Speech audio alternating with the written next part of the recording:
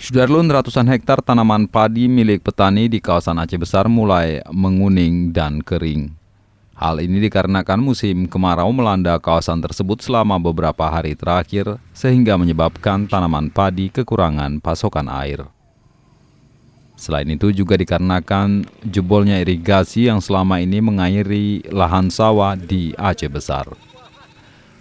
Para petani mengaku saat ini mereka hanya bisa pasrah dan berusaha untuk dapat mengairi lahan sawah dengan bantuan mesin pompa air. Ini kalau sekarang ini nggak ada air nih, mesin pompanya nggak ada. Berapa hektar yang sudah mengalami kekeringan, Bang? Mungkin 100 lebih deh. 100 lebih ya. Ya. Waduh ada. Di sini sudah berapa lama, Bang, untuk tidak hujan, Bang?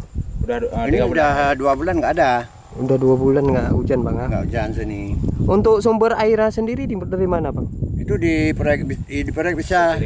Irigasi itu kan lagi putus, Bang. Hah? Lagi putus kan saat ini, Bang. Ya. Itu faktor utama juga yang menyebabkan kendala tidak ada air di sawah, Bang.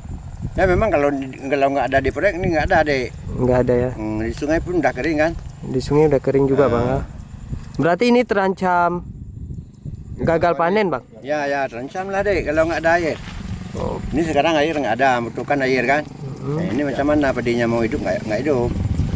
Untuk ke depan seperti apa harapan kita, Bang? Ya perlu bantuan lah deh. Bantuan berupa apa aja, Bang? Pompa tuh kan. Bornya tuh Untuk saat ini pemerintah udah meninjau kemari atau ada yang nggak ada. Nggak ada, Memang Bang, ya? kalau ketemu saya saat ini belum ada deh. Belum ada ya. Belum ada. Selain itu, petani juga menghadapi kendala kurangnya pipa dan juga stok air pada sungai serta tempat penampungan kian menipis. Walau secara langsung magnet berota bacot Dari Aceh Besar, Henry, Serambi On TV.